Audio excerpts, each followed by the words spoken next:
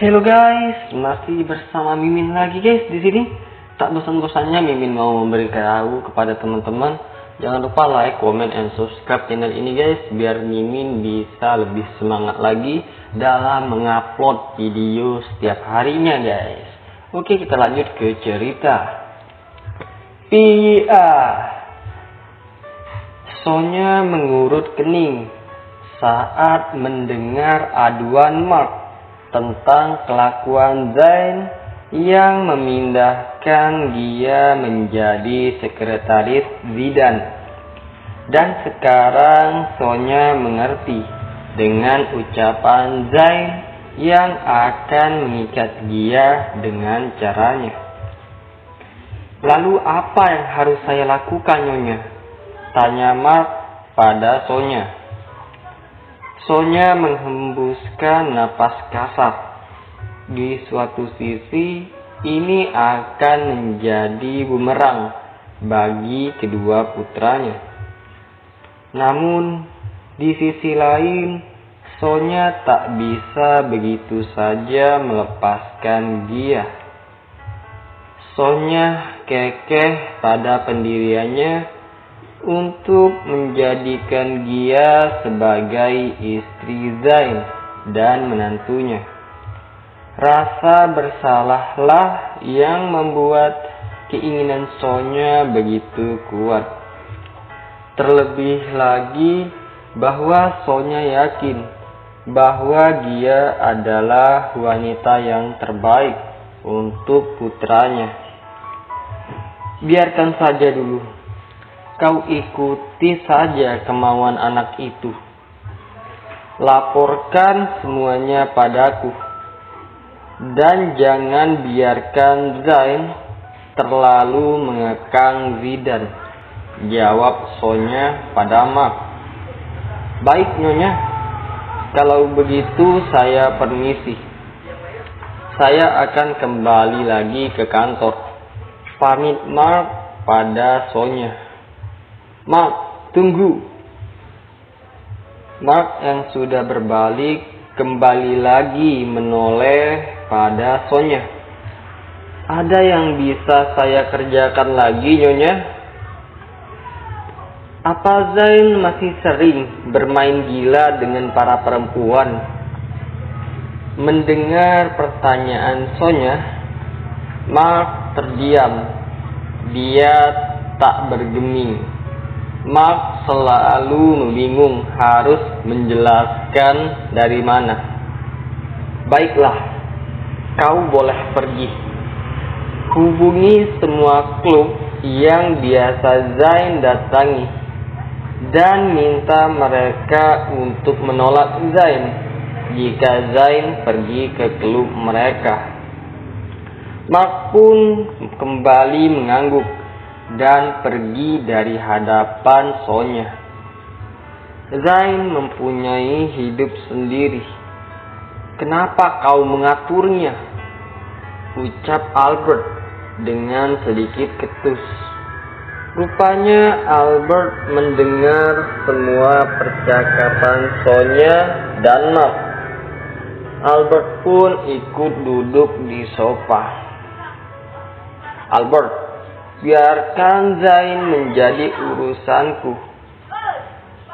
Seharusnya jika kau punya banyak waktu, habiskanlah waktumu dengan Zidane. Sudah bertahun-tahun kau mengacuhkannya. Tidakkah kau merasa bersalah pada putramu sendiri? Jawab Sonya. Entah kenapa saat ini Sonya begitu emosi berhadapan dengan Albert. Albert memandang Sonya dengan tajam. Jika biasanya Sonya lebih memilih pergi dan menghindari pertengkaran, namun tidak untuk kali ini. Sonya sudah merasa terlalu lama diam. Dia hanya ingin Zidane mendapat diakui oleh ayah kandungnya. Kenapa? Apa aku salah? Hah? Dia juga putramu. Bukankah seharusnya dia mendapat pengakuanmu? Kau akan membencinya sampai mati ya? Kata Sonya. Kali ini Sonya berani melawan Albert. Kenapa kau sangat menyayangi Zidane? Padahal dia bukan putramu. Tanya Albert dengan tenang. Dia tahu Sonya sudah dikuasai amarah. Walaupun dia bukan putraku, tapi dia darah dagingmu. Walaupun dia lahir dari hasil perselingkuhan, tapi dia tak bersalah. Yang bersalah adalah orang yang tengah berselingkuh, jawab Sonya dengan sinis.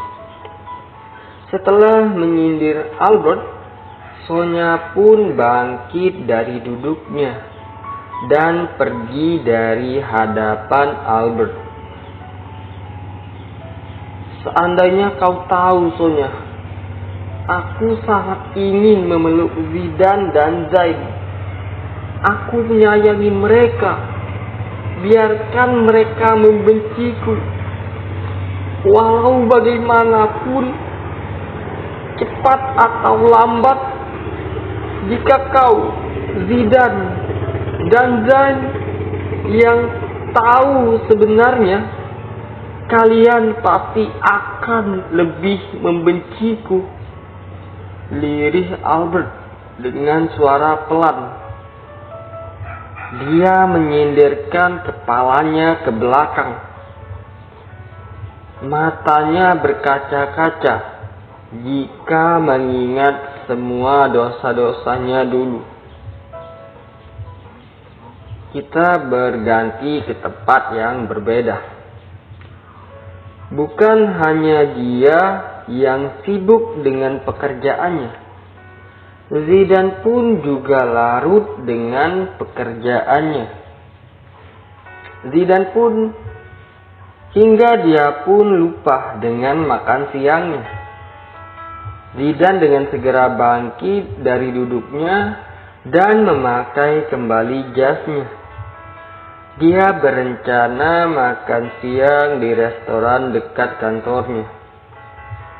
Zidane berhenti sejenak dan melihat ke arah ruangan Gia yang kosong. Dan Zidane tahu bahwa Gia pun tengah makan siang. Zidane pun kembali meneruskan langkahnya. Saat dia keluar dari lift, dia melihat Gia sedang berada di kantin. Kantin perusahaan memakai dinding kaca hingga Zidane bisa melihat Gia dengan jelas. Tanpa pikir panjang, Zidane pun masuk ke dalam kantin. Semua karyawan yang sedang berada di kantin saling diam ketika Zidane datang. Gia yang heran karena suasana tiba-tiba hening, langsung menoleh ke arah belakang. Mata Gia pun terbelalak saat melihat Zidane yang mendekat ke arahnya. Tanpa meminta izin, Zidane menarik kursi dan duduk di hadapan Gia. Seketika semua karyawan tampak berbisik-bisik dan menatap Gia dengan tatapan yang aneh. Maaf jika mengganggu makan siang kalian. Silakan lanjutkan, ucap Zidane yang mengerti akan karyawan yang merasa canggung akan kehadirannya. Seketika semua karyawan pun kembali bercakap-cakap dan suasana kantin kembali riuh. Setelah mengatakan hal tersebut, Zidan pun menekan bel agar pelayan datang. "Kenapa kau makan siang di sini, Tuan?" tanya Gia setengah berbisik. Dia yakin setelah ini dia akan menjadi bahan gosip semua karyawan kantor. "Kenapa memangnya?" Sebelum Gia menjawab, tiba-tiba kantin kembali hening. Zidan pun menoleh ke arah itu masuk. Rupanya Zainlah yang masuk ke dalam kantin perusahaan. Oke guys, cukup sekian dulu dari Mimin. Jangan lupa like, comment, and subscribe ya guys ya. Saya Mimin. Bye bye.